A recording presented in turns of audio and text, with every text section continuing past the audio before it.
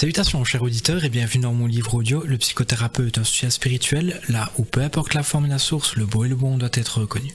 J'ai le plaisir de vous annoncer la réalisation d'un ensemble d'ouvrages concernant le monde thérapeutique. Mais avant tout, laissez-moi me présenter à vous et vous exposer les raisons qui m'ont stimulé à réaliser ce travail.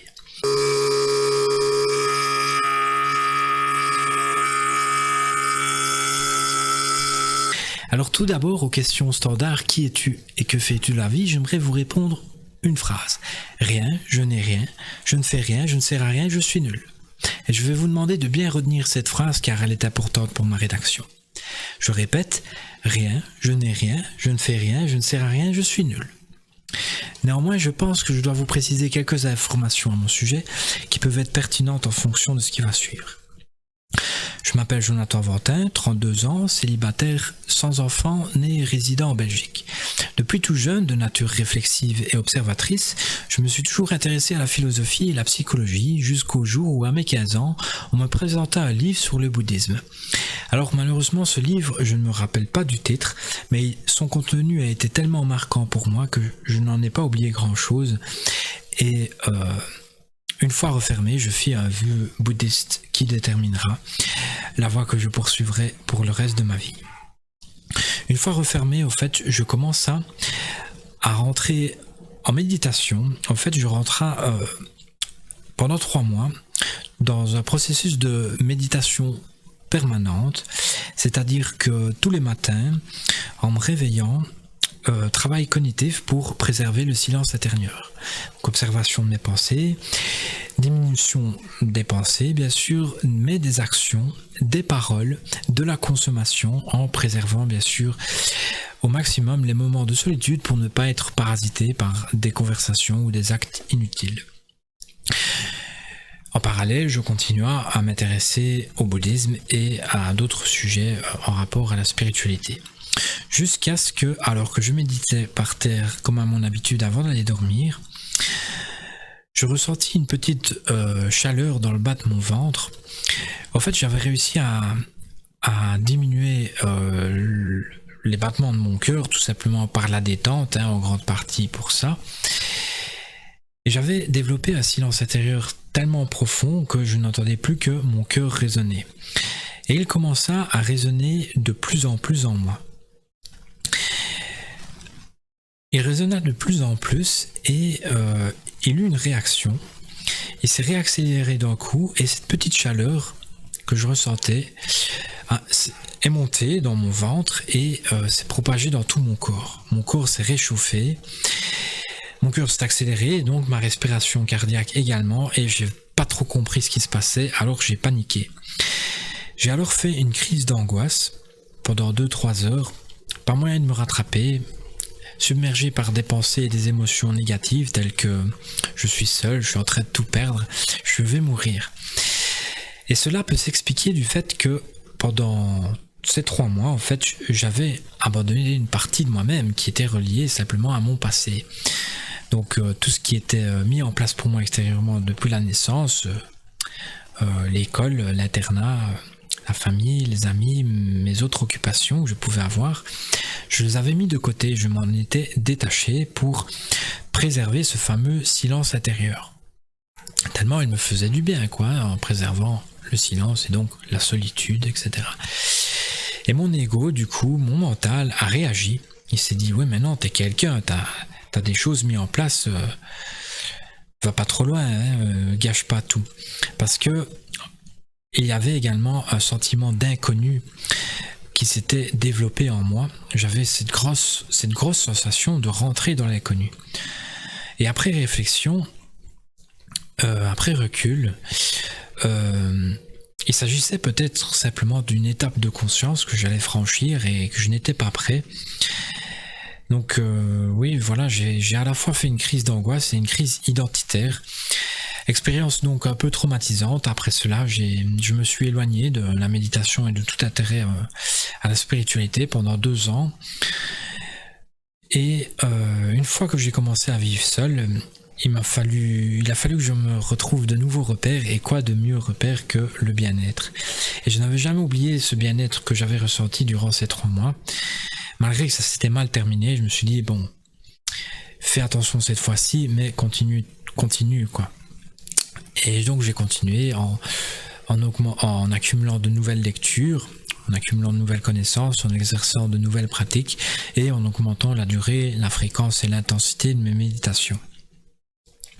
Je m'engagea également dans le monde social en suivant des formations d'éducateurs et de psychologues pour être en accord avec le vœu bouddhiste que je m'étais mis lors de mes 15 ans, qui impliquait d'être au service de l'autre en stimulant chez lui le bien-être et l'évolution intérieure.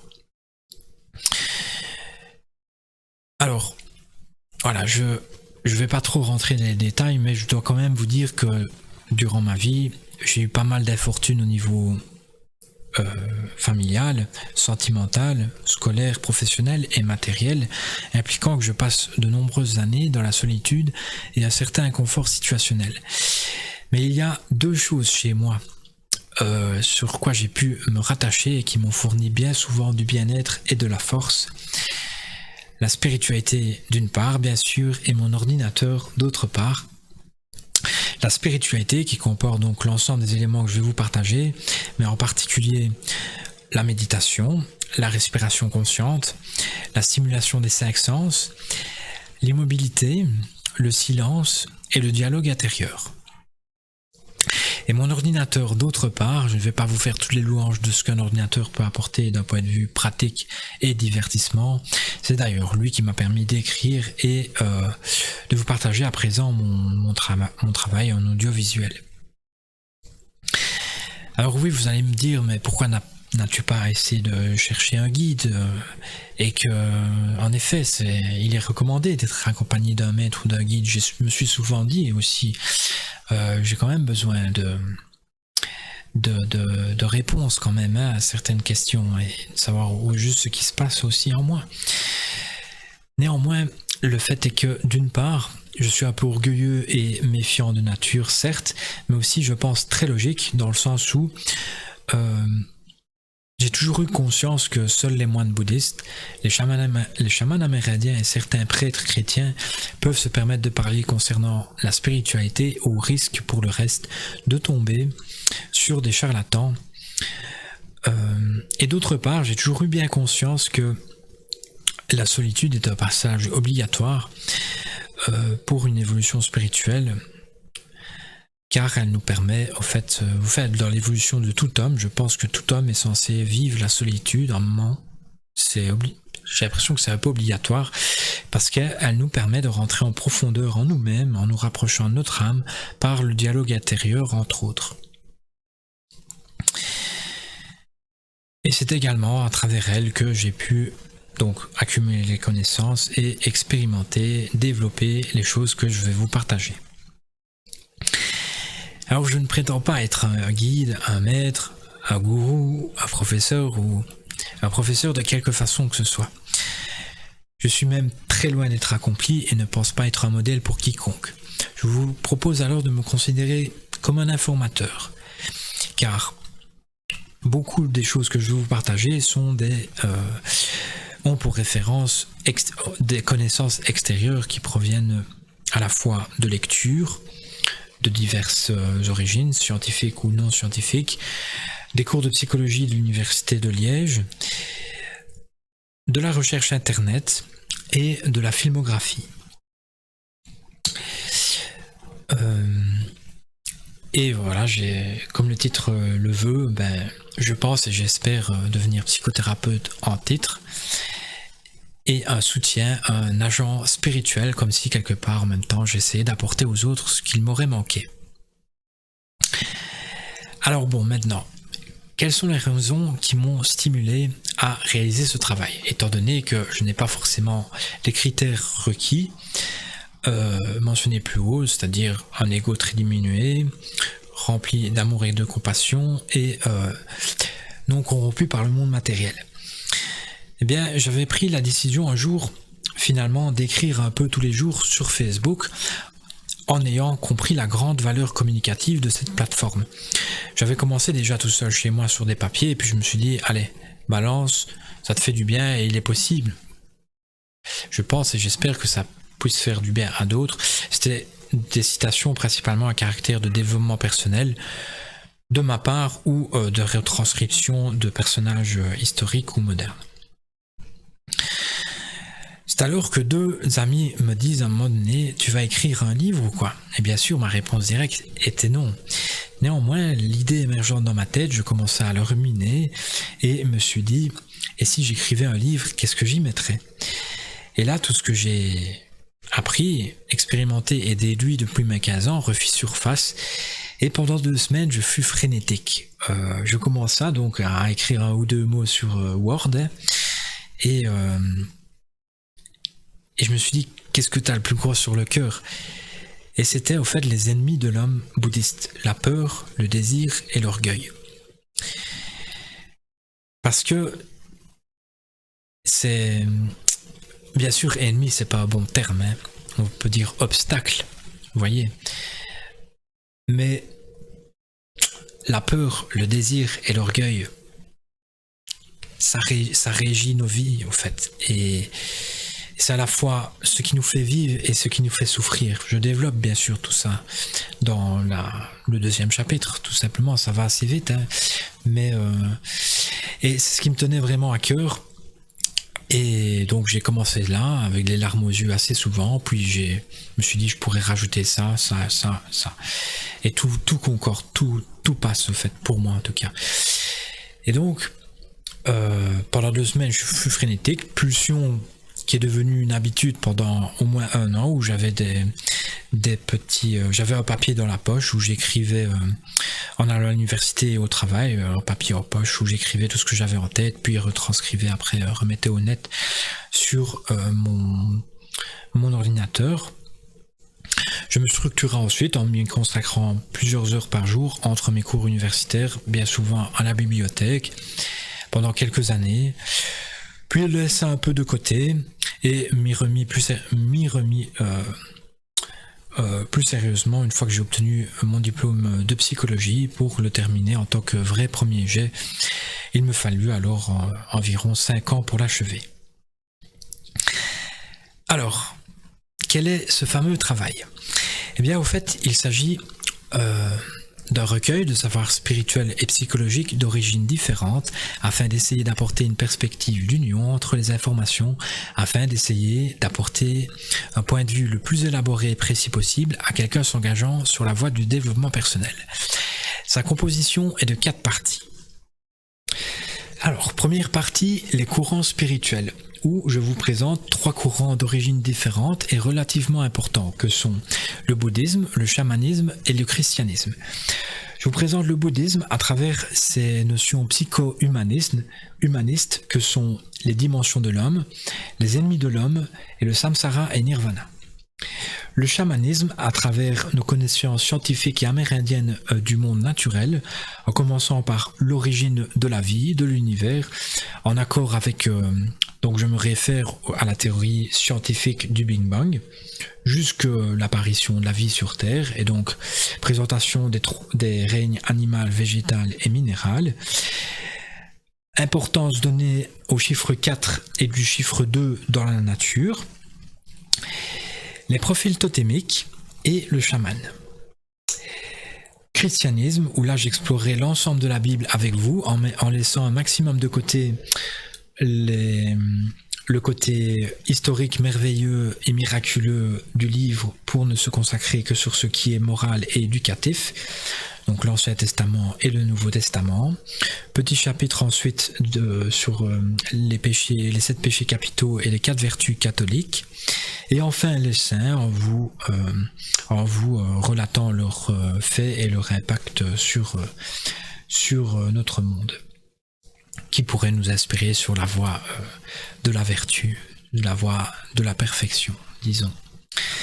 Spécificité et convergence, donc là je vous proposerai une comparaison des 3 courants, à savoir que j'ai bien mis spécificité et non pas divergence comme le titre le voudrait pour être exact, car je n'ai pas relevé de réelle divergence entre les 3 courants. J'ai même relevé 14 points communs entre eux, et c'est bien sûr ça qui nous intéresse, c'est ça que nous intégrerons dans la conclusion finale.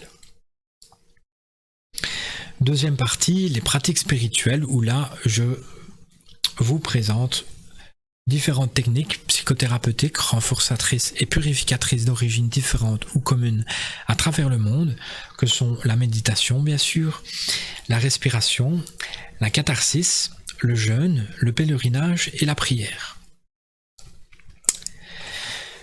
Troisième partie, symbolisme et mysticisme, où là nous est révélé donc un ensemble d'éléments extérieurs ou intérieurs à soi pouvant influencer et ou représenter notre état interne, que sont les couleurs, les sons, les numéros, les prénoms, les rêves, le langage du corps, l'aura, les chakras, les coïncidences ou la synchronicité, le troisième œil et le magnétisme.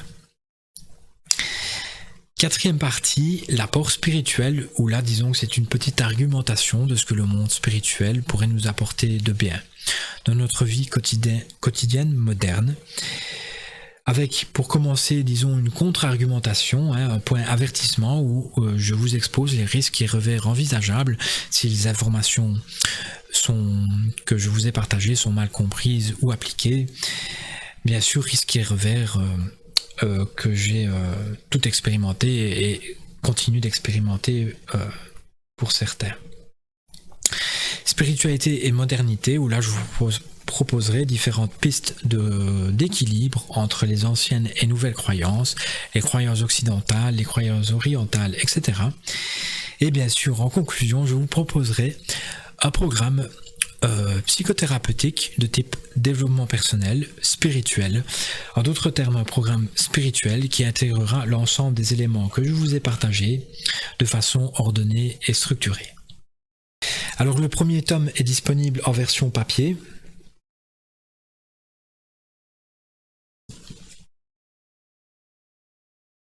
« 25 € TTC sur le site donc The Book Edition, le site hôte, ainsi que sur la Fnac, Amazon et Rakuten. Si jamais vous voulez les commander en ligne, donc c'est principalement ça, c'est pour commander en ligne, et disponible également dans la plupart des librairies françaises en commande. Les prochains tomes seront disponibles apparaîtront les prochains mois. Je n'hésiterai pas bien sûr à vous faire les annonces à chaque fois. Il est également en version électronique à moitié prix, donc 12,50 €, et il y a 585 pages. Voilà. Je pense m'en procurer également en stock physiquement et les vendre aussi de mon côté, car il s'agit au fait d'une auto-édition. Il n'y a pas eu d'intervention extérieure au niveau du contenu et de la forme. Il y a néanmoins un prof de français qui a jeté un œil et m'a conseillé sur différents points que j'ai appliqués au mieux, et j'ai utilisé également 2 logiciels de correcteurs d'orthographe et de grammaire. Donc un logiciel pour corriger une fois et un autre pour corriger ma correction. Donc deux vérifications pour être sûr. Voilà, donc disons que c'est un rapport direct entre vous et moi. Voilà pour la version papier et électronique. Et bien sûr ici, donc l'idée c'est de vous le présenter sous format audio pour augmenter les chances que l'on s'intéresse à mon travail. Et également, on va dire son authenticité, car je vais pouvoir rajouter des commentaires, des explications et répondre à des questions éventuelles. Alors, plus précisément, en quoi consiste mon projet YouTube ? Eh bien, il se déroulerait en 2 phases. Il y aurait une phase littéraire, théorique, qui consistera simplement à vous lire mon travail sur la durée. Je ferai un point par jour. Par exemple, le premier et prochain chapitre, ce sera les dimensions de l'homme, le corps, l'esprit, le cœur et l'âme. Et je vous présenterai donc le corps, un jour le corps, un jour l'esprit, un jour le cœur et un jour l'âme. Ensuite, je ferai 2 jours d'espace, 2 jours de pause, et aborderai un autre chapitre. À chaque nouveau chapitre, je vous resituerai où nous en sommes, en vous précisant le chapitre que nous avons vu la semaine précédente et le chapitre que nous allons voir la semaine qui suit. Durant ma lecture, je serai en voix off et vous aurez en support visuel un livre avec une image de la représentation du point que j'aborde à droite, et à gauche vous aurez les points que j'aborde progressivement dans ma lecture.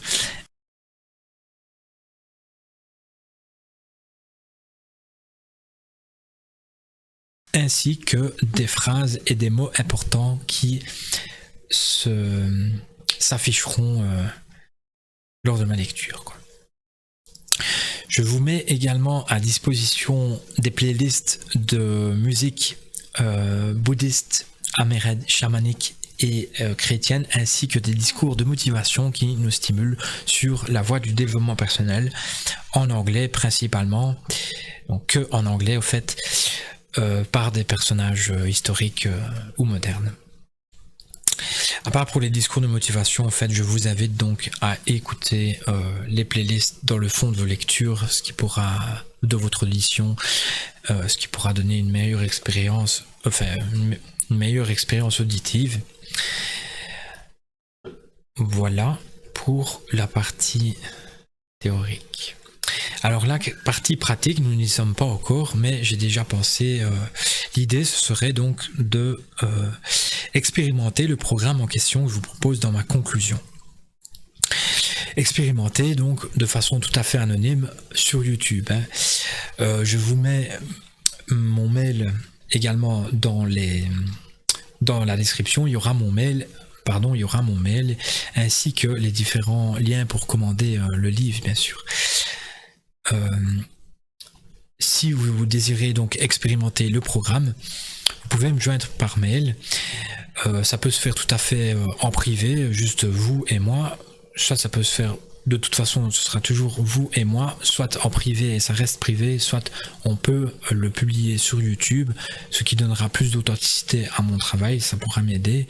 Et ce serait de toute façon, à part la voix, tout le reste sera anonyme. Tout se fera bien sûr sous l'autorisation du patient et nous respecterons la déontologie liée à la pratique, donc ce ne sera pas une personne de type ami, famille ou connaissance. Si on aborde des sujets préjudiciables pour la personne, on coupera l'enregistrement. Trop intime pour la personne, on coupera l'enregistrement, et tout se fera selon son autorisation.